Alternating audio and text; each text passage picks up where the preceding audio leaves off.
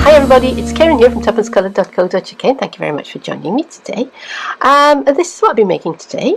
Now, unless you live on Mars, you've probably noticed that the holiday season is going to be here very, very soon. In fact, Christmas Day, at the time I'm filming this, Christmas Day is about a month away. And by the time I post this, then it will be less than a month away. So today I thought I would share an idea for packaging a small gift.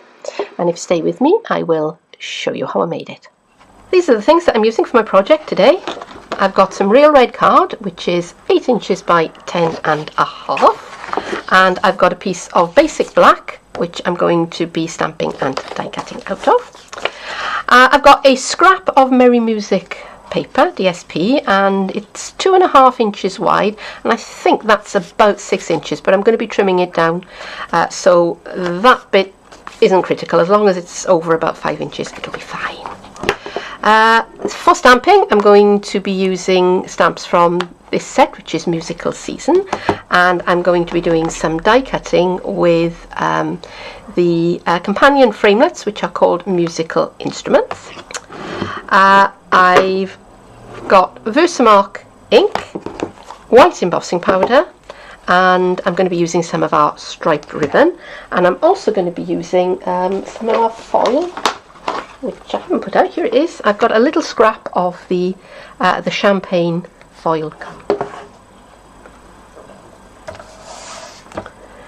Okay, I started off scoring this and then realised that I'd got my maths wrong and my numbers weren't working out, so I had to stop and check my notes. So I'll just repeat what I did and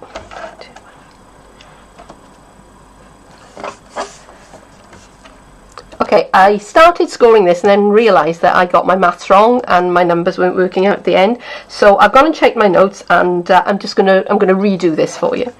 3, 2,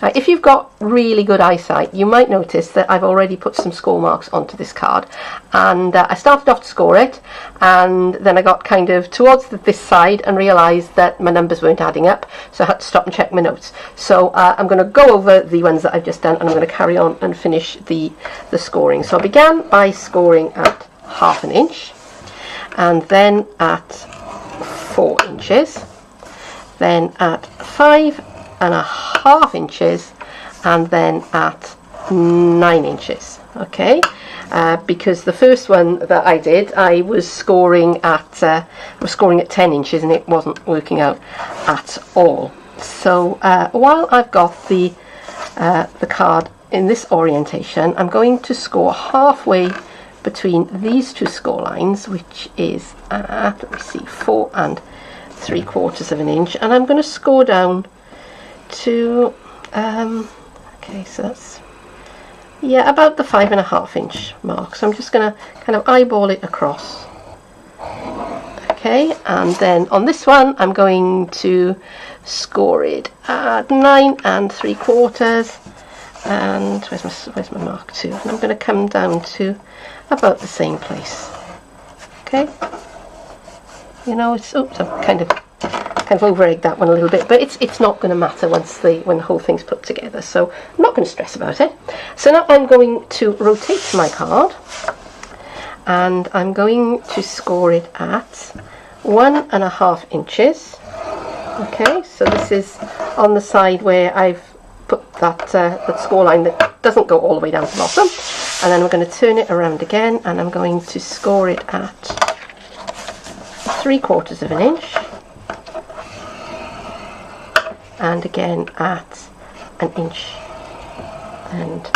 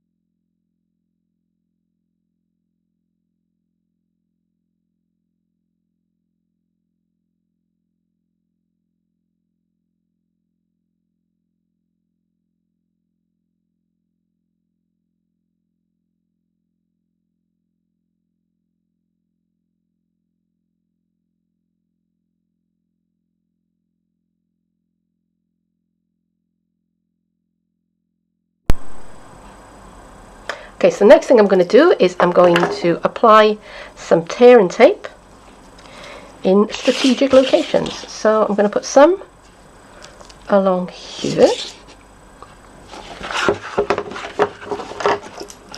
And I also caught the top piece there, which is fine because I want that.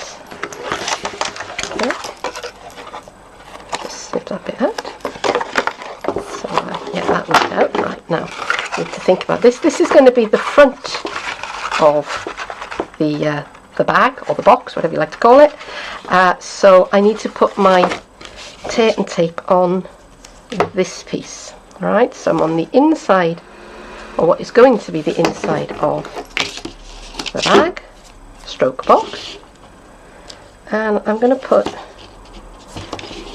a few pieces of tape along here just to make sure that I've got a good stick. Just going to bring my edges together, and I'm going to make sure I line up my corners, because in the first take of this I didn't and it was a bit wonky. There we go. Next thing I'm going to do is I'm going to fold over this crease at the top of the box here, and that is going to give it a nice finished edge. And now I'm going to fold in those creases. Okay. I'm going to triple emboss the Drummer Boy stamp onto my basic black card with my white embossing powder. So to begin, I'm going to give the black card a really good coat of embossing buddy powder. Okay, got my stamp mounted onto my clear block. I've got my Versamark ink pad, and I'm going to ink up the stamp. Now I like to bring the pad to the stamp, particularly if it's a sponge pad like Versamark. Okay, that way you have more control over where the ink goes, and with any luck you can avoid catching the outside edge of your stamp where you don't actually want any ink. Okay, so make sure that that's stamped all over. Okay, there's a bit there. I think I've got a bit of cat hair in there, so I'll take that away and try again. Okay, she is Persian and the fur gets everywhere, trust me. Okay, so now I'm going to stamp onto my piece of basic black card, same as I always would. I've got a silicone mat underneath to give me a bit of extra squish, although not 100% necessary with this particular stamp because it's a rubber stamp and it's cushioned. If it was a photopolymer, then you definitely need your squishy mat. Okay, so the ink's had plenty of time to transfer, and I've got a lovely clear black image of my little drummer boy. So I'm going to start by giving him a coat of white embossing powder. Well, I've dumped, I think it's about two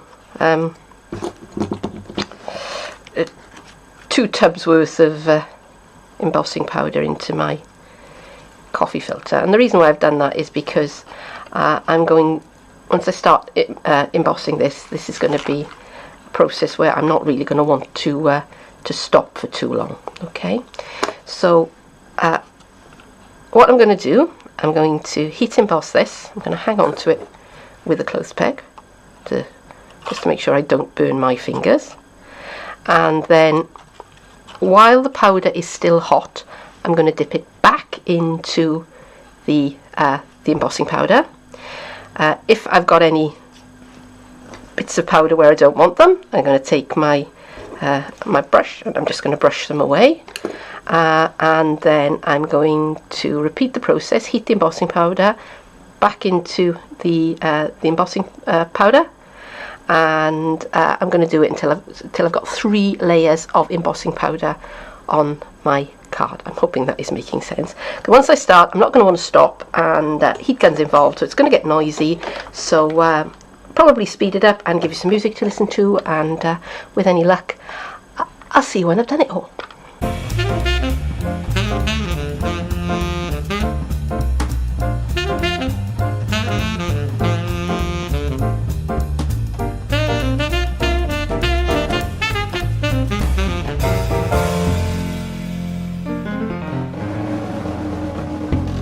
So here he is, my triple embossed drummer boy, and there are a few specks around the outside of him, and if I hadn't been videoing it, maybe I would have taken a little bit more time in getting rid of those. But you know what, it is what it is. I'm not going to get too upset about it, because most of those are going to be cut away in the next step, which is to die cut him out with the corresponding thinlet.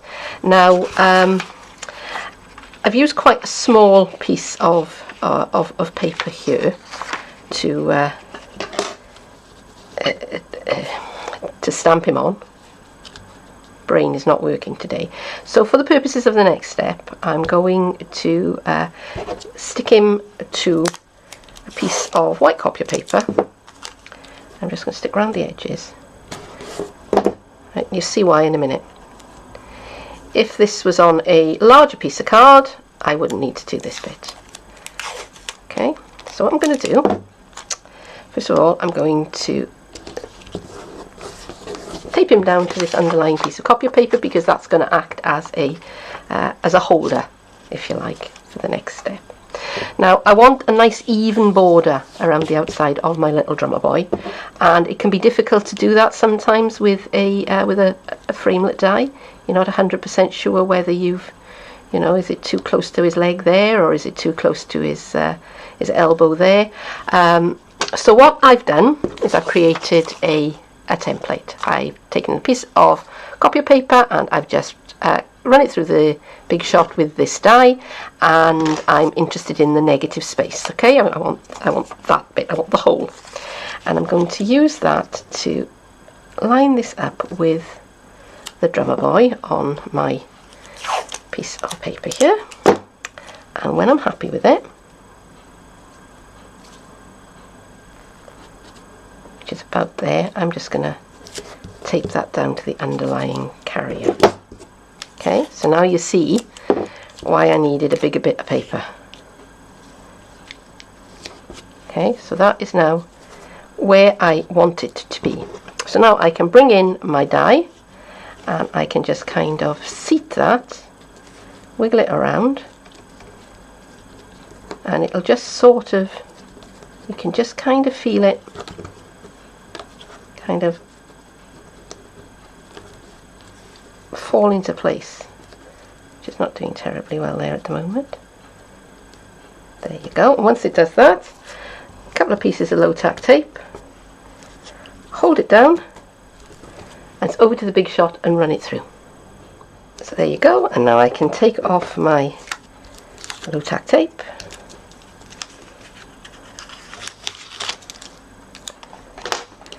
remove the die, and there is my little drummer boy with a lovely even cut line around the outside of him.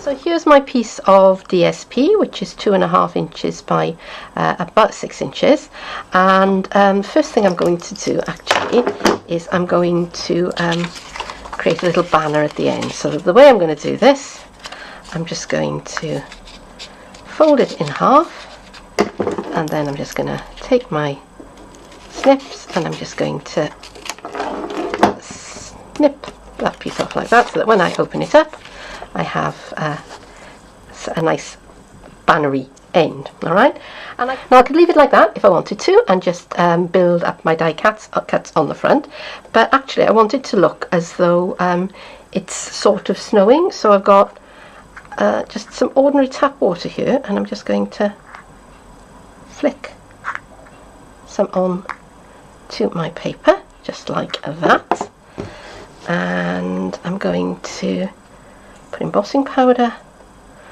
on top of it, and believe it or not, the embossing powder will stick to the water.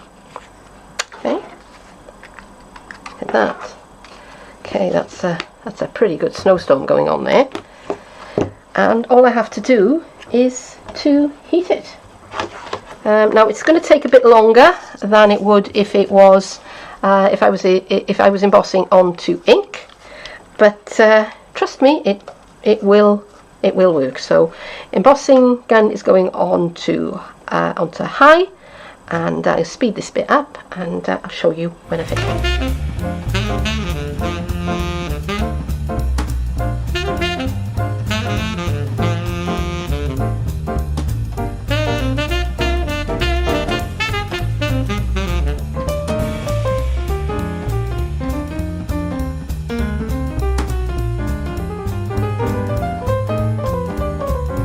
I always find that it's easiest to decorate a 3D shape like a box or a bag when it's in its flattened state, and also it means that I can decorate this up and then I can pop it up in a drawer and put it away until nearer Christmas, when I'm ready to pop my little gift in it and I'm ready to give it. Okay, so and it takes less space that way. So that's what I'm going to do. So here is my piece of heat embossed DSP, and as you can see, my snowflakes are there. They're lovely and messy. It's quite a snowstorm that's going on there, but that doesn't matter. And I've gone ahead and I've put some tear and tape on the back. Now I've put one piece right at the very edge and one piece that's about 3/4 of an inch further down, and the reason why I've done that is that I'm going to I was going to cut that bit off. I was going to cut it down, but I thought actually if I leave it on, I can use it as a way of closing my box when I'm done with it. So so that's what I'm going to do. So first of all, I'm going to leave that backing on, and I'm going to take the the backing off my other pieces of tear and tape, and I'm going to center this onto my box as far as I possibly can. Okay, straight lines and I are not always friends, I have to say this. So maybe, and I'm not putting any pressure on that tape until I'm happy with where it is, which is about now. Okay, so out of the champagne foil, I die cut this French horn. So I'm going to pop that onto the front of the banner with a little bit of liquid adhesive. Okay, and it just about fits. It's a snug fit, but it just about fits, and take that out the way so that I've got an idea of how it's going to look when it's finished. Okay, so that'll do for now. Okay, I'm just going to press that into place, and if any of the adhesive goes out onto the banner, doesn't matter, because it just looks like snow. It just adds to the snowy effect. And finally, here's my little drummer boy, which I triple embossed, and I'm going to pop him on with some mini dimensionals, which are just about the right size to hold him in place without showing onto the other side. Okay, and there he is, and he will go on the front there, just like that. Take off the backing, off the dimensionals, and again I've chosen to pop him up on my little foam pads, but you don't have to do that if you don't want to. Okay. So when I'm ready to pop my gift in, all I have to do is to pop those two pieces in and that piece, and then take the backing off the tear and tape,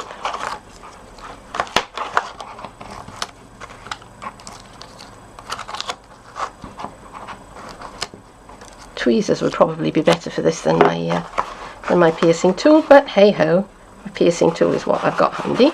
Okay, and get my hand in there and push it all down. So for my finishing touch, I'm going to take some of my striped grosgrain ribbon and I'm going to pop it, I'm going to cut the length of it, and these are my ribbon scissors today. Okay.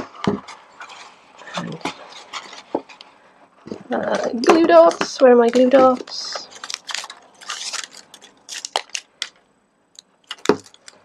So,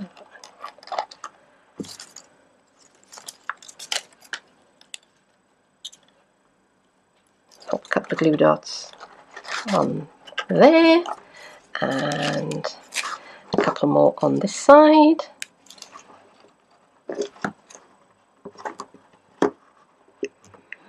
If the glue dots will cooperate, because glue dots and I are not the best of friends. Okay, so I'm closing that up. Now I could actually, I don't think I will. I'm going to pretend I've got my gift inside there, and I'm going to bring that over the top so that seals it nicely, and then I'm just going to overlap these pieces of ribbon just like that and bring that down like that. And to cover the join in my my striped ribbon, I've got another piece of it and I put a glue dot on one end, so I'm just joining those two ends together, and I've got yet another piece which I'm just going to tie in a knot, covering that join, and I'm going to play with the ends a bit. Okay, so again with my ribbon scissors, I'm just going to